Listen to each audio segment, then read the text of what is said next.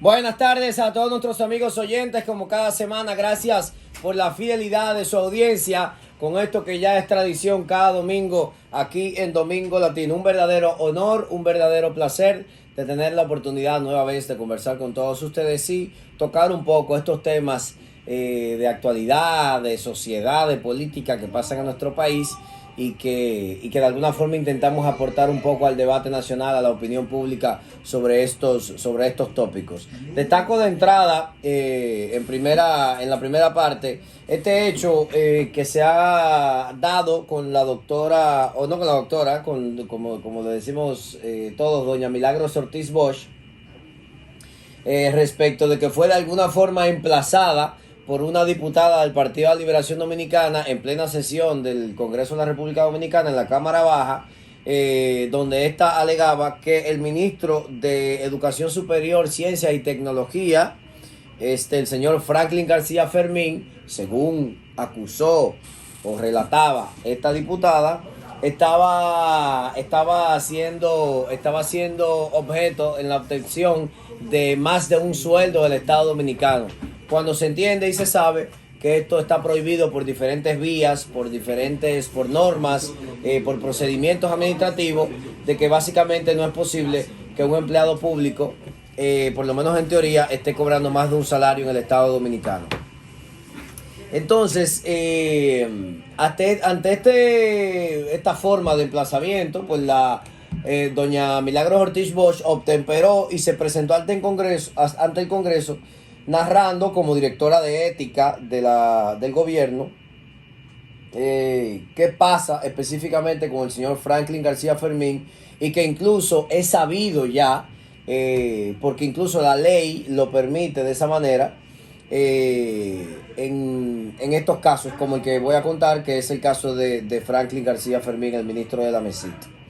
Se trata de que además de ministro de la MESID, la única actividad laboral compatible con cualquier función pública es la de maestro. Y es el caso del señor Franklin García Fermín. Pero bueno, como esta señora diputada del PLD, y creo que es parte de sus intenciones y su estrategia, simplemente hacer un poco de ruido y crear nubes o grises delante de la gestión actual, y no es que no hayan cosas negativas, pero por lo menos en este caso sabemos que está hablando sobre la base de nada, porque es de conocimiento público y está permitido por la ley el hecho de dar clases a la par con tener cualquier otro tipo de trabajo en el Estado. Creo que es la única, si no son máximo dos actividades laborales que se permiten llevar simultáneamente con cualquier tipo de empleo en el Estado Dominicano. Y es lo que pasa con el señor Franklin García Fermín, que es maestro, profesor, desde mucho antes de ser ministro. Entonces adquiere la posición de ministro con el decreto del presidente, y como la ley le permite administrativamente seguir trabajando con el tema de clases, pues lo sigue haciendo. Y yo no veo nada de malo en eso, no veo nada extraño, no veo nada que resaltar al respecto. Y qué bueno que la doña Milagros Ortiz Bosch tuvo el temple para ir de manera decente, de manera clara, y explicar ante el Congreso de la República Dominicana cuál es el caso con el señor Franklin García Fermín. Y qué bueno, ahí no hay nada más que decir, nada más que hablar. Ya, el tema simplemente se le acabó. Entonces ahora esos congresistas y otros miembros del PLD tendrán que buscar otro tema para intentar hacerle ruido en cosas que no tienen sentido.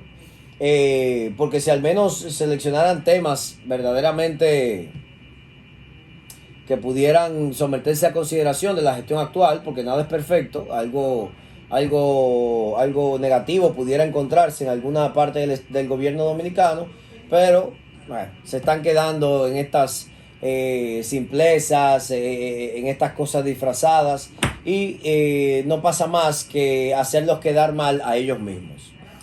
Por otro lado, a partir de mañana, lunes 9 de agosto, inicia una nueva etapa de este proceso de cuarentena que tenemos ya más de un año viviendo en la República Dominicana frente a la pandemia del COVID-19.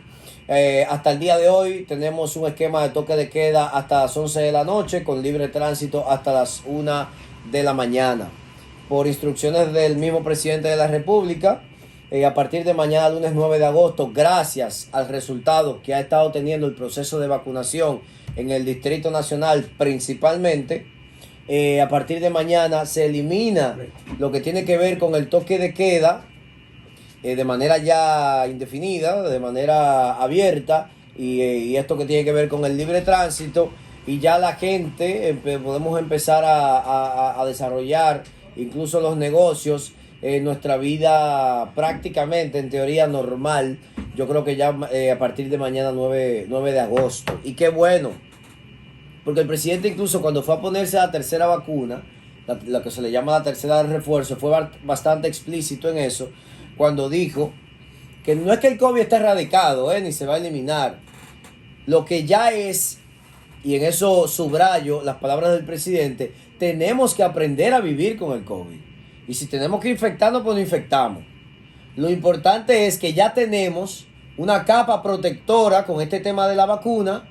Si ya estamos vacunados y más 3 veces, ya tenemos que empezar a desarrollar nuestra vida de forma natural para que la economía pueda reactivarse y nuestras vidas también. Si en ese transcurso alguna persona se infecta de COVID, pues todo lo que se pronostica es que no va a pasar nada grave más allá de un proceso gripal, porque ya lógicamente vamos a estar cubiertos con la vacuna, vamos a estar protegidos en ese sentido y no va a pasar mayores cosas. Entonces por eso y por esa visión es que el presidente se apertura a que la República Dominicana a partir del mañana, lunes 9 de agosto, ya empiece a funcionar de manera regular, y que las cosas empiecen a marchar, lógicamente invitando a los que faltan por vacunarse a hacerlo. Y estoy seguro que van a empezar a darse algunas restricciones a nivel de servicios públicos, incluso las empresas privadas también van a empezar a pedir a sus clientes la tarjeta de vacunación para poder recibir servicios. Y creo que está bien en ese sentido para que la gente se sienta un poquito más estimulada o presionada a que debe hacerlo, y eliminen todo este nivel de creencias extrañas y mundo paralelo y fantasía que se han creado en su cabeza para justificar no irse a vacunar. Va a haber cierto nivel de control, lógicamente, con el tema del consumo de alcohol, que todavía va a ser hasta las 12 de la noche. Va a haber un aforo que se entienda controlado, limitado en diversos sitios y centros del país con la cantidad de personas, eventos y cosas así que vayan a aglutinar cierto nivel de número de personas. Tienen que todavía solicitar permisos a salud pública, y los espacios de aire libre, los espacios públicos podrán ser utilizados, pero siempre tomando en cuenta el tema de las medidas sanitarias, como un tema de distanciamiento, el uso de mascarillas y esas cosas que ya de alguna forma son medidas básicas frente a esto de la pandemia del virus del COVID-19. Hay una situación bastante sui generis que se está dando en el Ministerio de Educación.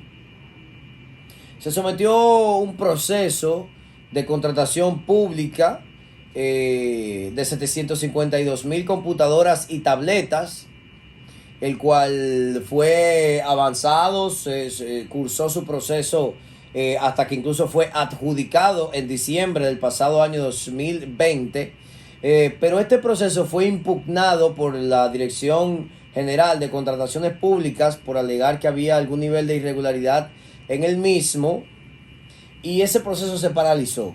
El Ministerio de Educación, teniendo la necesidad de esos equipos, también con un suplidor, una empresa, ya habiendo hecho su pedido, digámoslo así, iniciado su proceso para hacer la entrega de estos equipos, y ya había como parte del proceso bastante adelantado. Entonces, cuando la Dirección General de Contrataciones Públicas paraliza esto, pues genera entorpece un poco todo este tema que ya se había adelantado, y que además la necesidad estaba porque el ministerio necesita los equipos, alegando una serie de cosas que el Ministerio de Educación no reconoce. Entiende que el proceso se hizo de manera normal, correcta y legal. Incluso se va más allá plantean la idea de que fue con el mismo acompañamiento de la institución de la Dirección General de Contrataciones Públicas. Entonces, si yo desarrollo un proceso de compra pública con tu veeduría, con tu acompañamiento, 3, 4, 5 meses después, tú no puedes saltarme que el proceso está viciado o que tiene algún problema porque tú eras mi supervisor. Entonces, pero la impugnación de este proceso se ha dado y el Ministerio de Educación no ha querido dejarlo pasar y ha recurrido ante el Tribunal Superior Administrativo para que dilucide, en pocas palabras, quién tiene la razón de estas dos instituciones del gobierno, sea Dirección General de Contrataciones Públicas o sea el Ministerio de Educación. Lo que yo quiero resaltar sobre esto es, primero, es una situación sui generis, dos instituciones del mismo Estado, del mismo gobierno, teniendo este tipo de disputa, es un poco extraño. Pero además de eso, es un reclamo nacional el hecho de que se transparenten los procesos, de que se cuide el erario público, el dinero, el gasto. Sí, hay que ser celoso con eso, estoy totalmente de acuerdo con eso. Y en ese sentido queremos que la Dirección General de Contrataciones Públicas sea lo más eficiente y óptima posible. Ahora, hay una línea bastante fina y delicada en no pasar a ser un dificultador, un entorpecedor de los procesos, y más cuando hay necesidades en el país. Muchas veces cuando una institución pública somete un proceso para adquirir un bien, para un servicio, para cumplir con una función o algo, hay cierta premura, hay cierta necesidad, hay cierta rapidez, prisa en que estas cosas se den.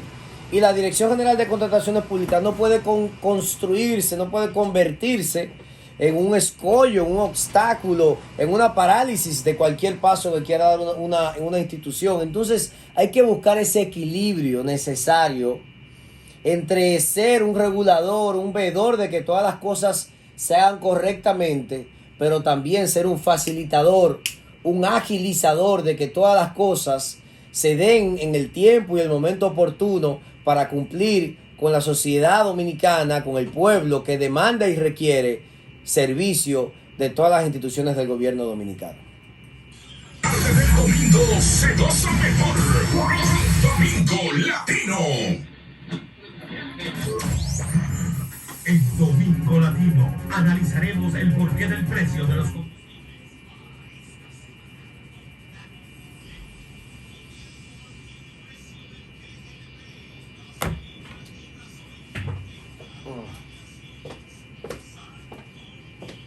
Excelente, hermano. Muy duro. Digo, como cada domingo. Gracias, hermano.